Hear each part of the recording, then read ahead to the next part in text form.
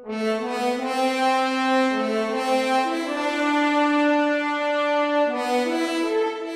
was co-PI with Professor Geller. And co-PI, co-principal investigator? Right. Dr. Geller looked after the conduct of the study, and I looked after the data analysis of the study. And this is a representative article of some of the research you've done in that area? Yes, it is. Have you also personally been involved in the research regarding lidocaine? Yes, I have. And showing you this article as a representative article entitled Derivation and Cross-Validation of Pharmacokinetic Parameters for Computer-Controlled Infusion of Lidocaine in Pain Therapy. Again, your name, Stephen L. Shafer, is one of the authors. Can you describe your role in that research and the general findings in that regard? And again, here, I was the principal investigator, so it was my study. And this also was to develop mathematical models to link a dose of lidocaine to a concentration. The difference in this one, though, is that mathematical model was put into a device, and the device would give lidocaine using the model so that you could tell the device, I want to see a certain concentration, and the device would know how much drug to give. And that's the computer-controlled part, is the computer would know how much drug to administer. Thank you, Doctor. Now, the articles we've referenced here, have these all been published in peer-reviewed journals and subject to review by your colleagues and other experts in the field? Yes, I believe all of those were published in Anesthesiology. And that's the journal you mentioned earlier? Yes. So when you talk about the pharmacokinetics of these drugs, for example, propofol, lorazepam, midazolam, lidocaine, is it your own personal research actually has formed the foundation of much of that field of study? That is correct. And approximately how many papers have you published? Including editorials, because on my CV they're sort of mixed together, it's more than 160. And how about books or book chapters? I've published more than 50 book chapters. And Dr. Shafer, do you frequently speak at conferences, symposiums as an expert in this field of pharmacokinetics and pharmacodynamics? Yes, I do. Is that both nationally and internationally? Yes, it is. Where have you spoken, let's say, since January of last year, or January of this year, rather? That makes it easier. Since January of this year, I've spoken, and I may leave something off the list, in Chengdu, China, in Santiago, Chile, in Vancouver, in Toronto, in Aberdeen, Scotland, in Liverpool, England, in Tel Aviv, Israel. That's what comes to mind. It might not be complete. Thank you, Doctor. Now, you also, I saw in your CV, you teach a course on pharmacokinetic and pharmacodynamic modeling. When you say pharmacokinetic and pharmacodynamic modeling, specific as to the course you teach, what are we talking about? We're talking about teaching scientists in the pharmaceutical industry how to actually come up with the models. Here's the tools that you need to actually figure out the math and come up with a model that works. And these are the models, again, that you had referenced last week, that you create. Yes. These computer-generated models and simulations that allow you to predict dosaging and movement in the body and things of that nature. That's absolutely correct. These are the models that allow you to take any dose of drug given in some manner that you think might be useful and to predict what is the concentration, and concentration changes over time. So you have to actually predict the whole time course. It's going to rise, it's going to fall. What's that time course look like? And then to take that predicted time course and figure out what's going to happen to the patient. What are you going to see in the patient? That's the nature of the it's a mouthful, but that's the nature of the pharmacokinetic, pharmacodynamic models is the whole time course of concentration and the whole time course of the effect of the drug on the patient. And this course that you teach on that, you said it's to other scientists or students, or to whom? Well, I teach two courses. I teach a course in the School of Pharmacy at the University of California at San Francisco, and that's the basis of my adjunct appointment. And I also teach with Dr. Dennis Fisher a course that he and I do on our own twice a year, which is a much more intensive course. It's a full week of instruction, which is almost entirely attended by people from the pharmaceutical industry or often the FDA.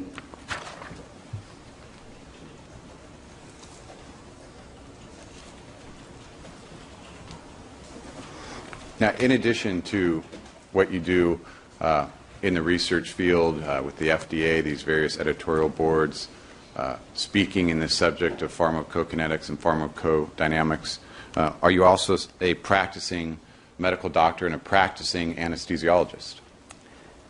Yes, first and foremost, I'm a medical doctor and an anesthesiologist.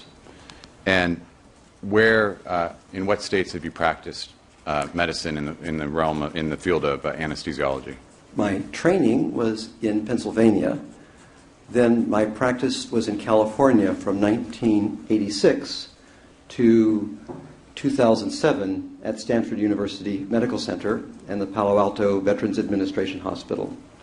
And then in 2007 I moved to New York, and since then I've been practicing at Columbia University Medical Center.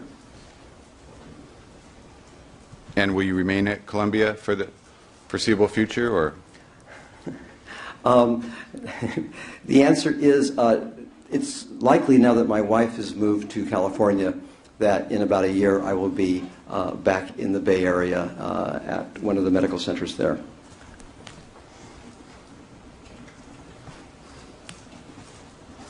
So how many years have you been an active, practicing anesthesiologist that's actively seeing patients on a regular basis? 25. And I believe you indicated you completed your training then in 1986, and that was then when you were at Stanford in California?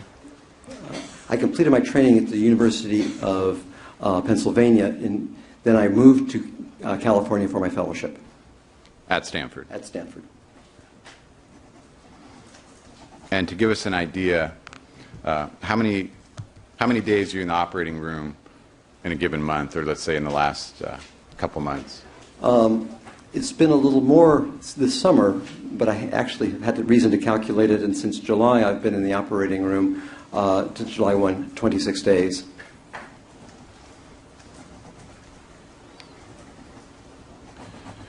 And with all the other research and the boards and everything, is it important to you to remain active in the actual practice of anesthesiology, to actually be treating patients?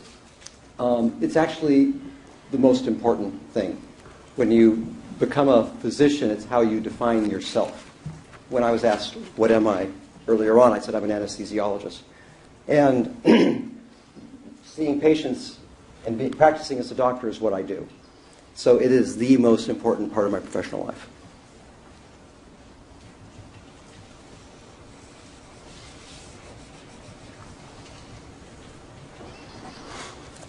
Dr. Shafer, have you devoted fair to say you've devoted quite a bit of time to your analysis and research in this case involving the decedent Michael Jackson? Yes, I have. Okay.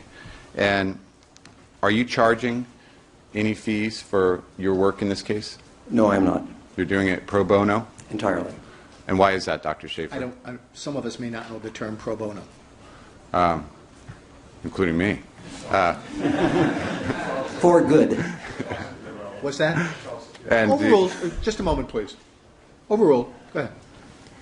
you're doing it without charging any fees? That is correct. And why did you offer your research and your talents in this case without charging any fees? I have not charged for medical malpractice work for the last 10 years. 10 years ago, I was involved in a case where the expert on the other side... Overruled, it goes to issues of credibility. You may finish. Go ahead. I felt made misrepresentations, and I did not want any suggestion that I might be offering my testimony and compromising my integrity for any sort of reimbursement. So that was my primary reason. The second reason is just a personal thing, which is the sense of being uncomfortable profiting from a medical misadventure.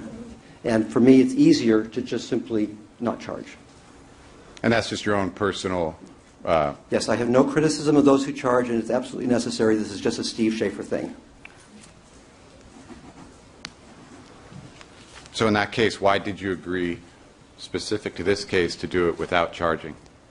Specific to this case, 3 reasons. The case has been so public that I have been concerned that the reputation of physicians is questioned. And I felt a need, or at least I was willing, to be here to help to restore confidence that physicians put patients first. As an anesthesiologist, seeing sedation being given in ways that do not reflect how anesthesiologists practice, I felt a need to, I wished to present how an anesthesiologist approaches sedation so that patients are not afraid.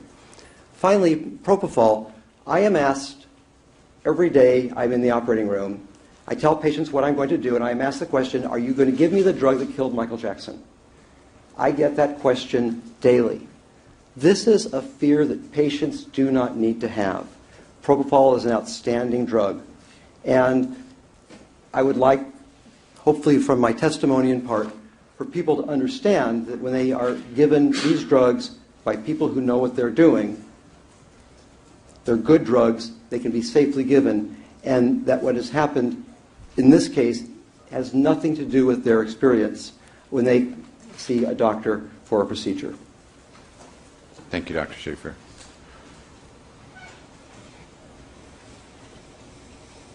And, Your Honor, based on the court's earlier discussions with counsel, now would be a good time. All right.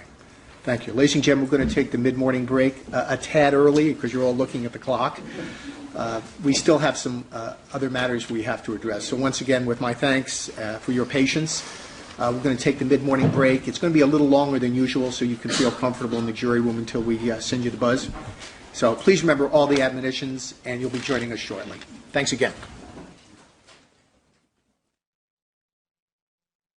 Shafer once again is present as before, and all the jurors and alternates are present. Good morning again, ladies and gentlemen. It is still morning. I note that as within a second and a half after Mrs. Benson pushed the buzzer, you were ready to go out. So jury deliberation room fever. We had a very lengthy mid-morning recess. We needed that time in order to prepare. Once again, as I've explained repeatedly, and I'm sure you understand, things happen during cases. Ultimately, it's my responsibility to run a courtroom efficiently, and if it is not being run efficiently, if there are unnecessary delays, I apologize for them. In no way should you hold it against any party in this case. Please understand that. Ladies and gentlemen, before the recess, Dr. Shafer was indicating as part of his testimony why he is testifying here today. If he is relying upon anything that someone else may have told him as a basis for why he is testifying today, you should understand that anything that someone may have told him is not received for its truth.